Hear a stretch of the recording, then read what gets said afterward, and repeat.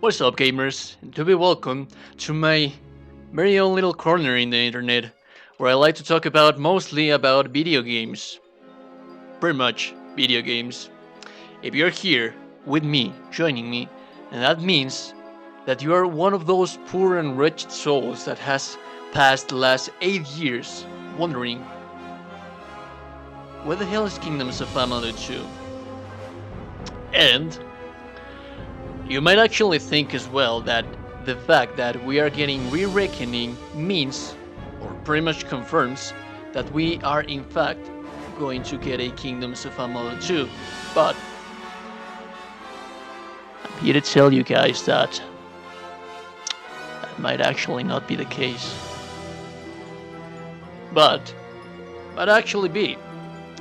But before we get into that, I would like to share some context because context matters.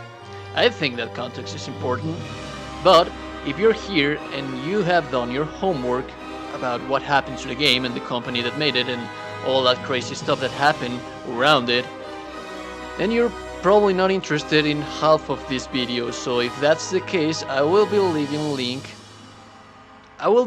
a time for the video where I talk about what will happen to Kingdoms of Amalur, how can we make possible for Kingdoms of Amalur 2 to happen.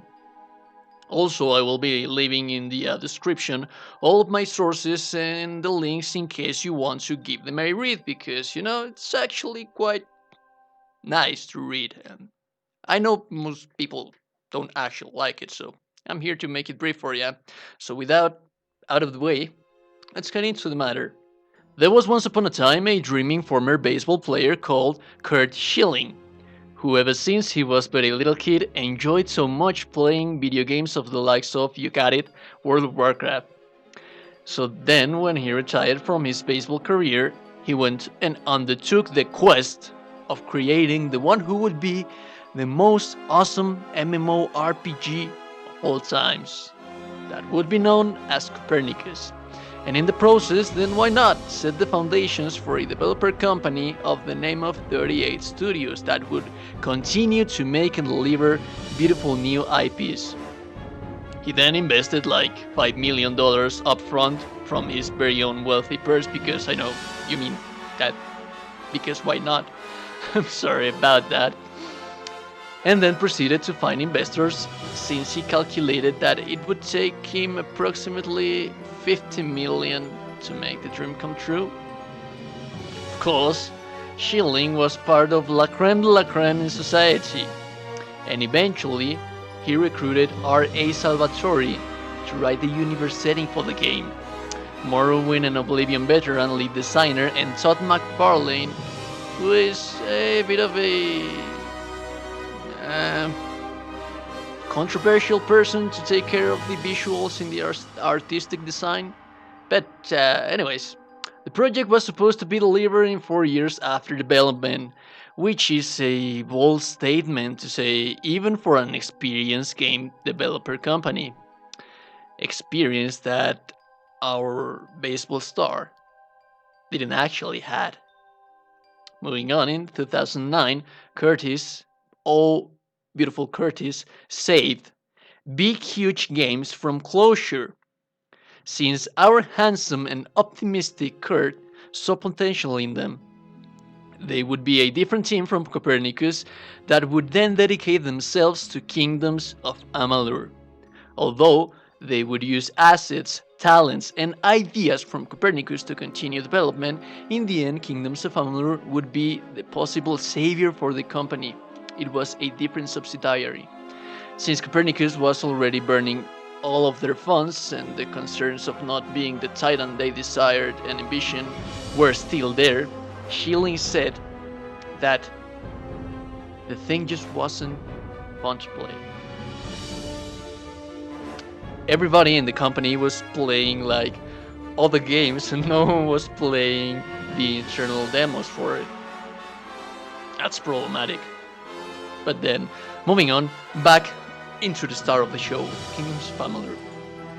So then, Kingdoms of Amalur was released to the market in February 2012.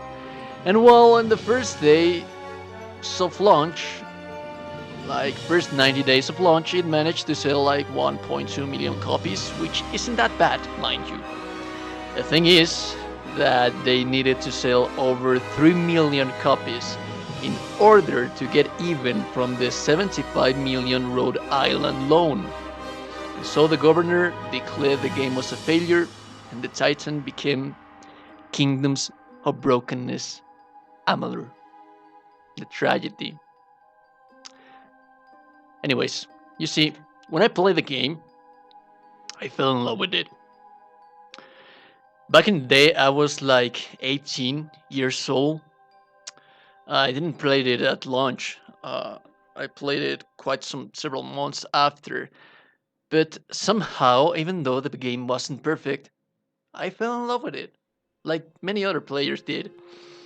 So when I finished it, naive poor little old me went out running to search for every possible search engine.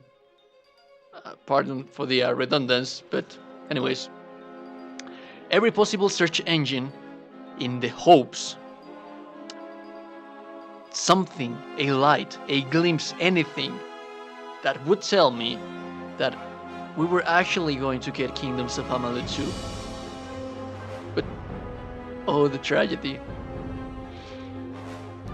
What I found was just heartbreaking, dude. And if you're one of those that did your homework and still stayed in here to accompany this chatter, then you probably had the same feeling.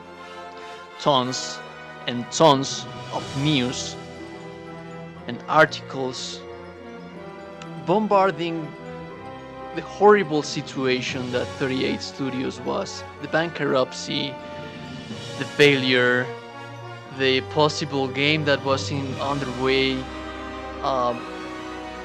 Just it was all just like a nightmare, dude. And so I spent like the next 6 years searching, looking for anything, and every time it was more of the same. People covering content about what happened to the company. Like I said, the game wasn't perfect, mind you, but it had something that just, I don't know, dude. It was special for me. It was one of the most awesome RPGs that I've ever played. Whether if it was the gameplay, such beautiful gameplay, the character building, which, while it was quite simplistic, it was functional, and it made you have all of these choices for character creation, so that you could be a paladin, a necromancer, a mage, a warrior blade, spell blade, rogue, archers. You take your pick, dude. The game was amazing. Let's get to the second part of this video, where I talk about, share with you guys what I found in my sources, which I remind you can find in the description below. You can keep them and read if you want to, if you like to. It's always a nice thing to read. I'm still a literature teacher, so I do advise you to read. But anyways, you see, there was another company that suffered the same destiny of 38 Studios, and that was THQ, developers of games like Destroy All Humans, Darksiders, and a whole lot of Warhammer, just to mention a few of them. They had under their wing Vigil Games, makers of the gorgeous franchise previously mentioned, Darksiders. THQ, along with his subsidiaries, yeah, one of them being Vigil Games, were shut down due to bankruptcy in 2013. Do you have any glimpses, guys? Do you feel them? Because they are there. The story repeats itself, and they have to cover each other, so then all of its properties were acquired by Nordic Games, who changed their name to THQ Nordic in 2016, making the Phoenix Rise from the ashes. Quite the hell of a ride for these guys, huh? So let's talk about Darksiders. I promise you, there's a link between here. Just bear with me, please. Vigil managed to release 2 titles before breaking down. In 2016, we got a remaster for the first Darksiders by the title of War Master Edition. Yeah, funny title, guys. Anyway, many would think that they were just preparing the ground for the upcoming continuation of the franchise with Darksiders 3, but you see, that wasn't the case. When Nordic Games bought THQ IPs in 2013, they say to Joystick, a former magazine that now has a different name, you can find it in the description with my sources. But moving on, in an interview with them, they said that they constantly monitor the gaming communities and see what are the most promising IPs. Same interview where they told that people that they shouldn't expect a Darksiders 3 before 2 years from then. So that was, we're talking about 2015, if you follow the timeline. You see, all of the remasters and community feedback allowed them to make choices over what people really want and what IPs are profitable or more adequate for a sequel. This is a more careful approach.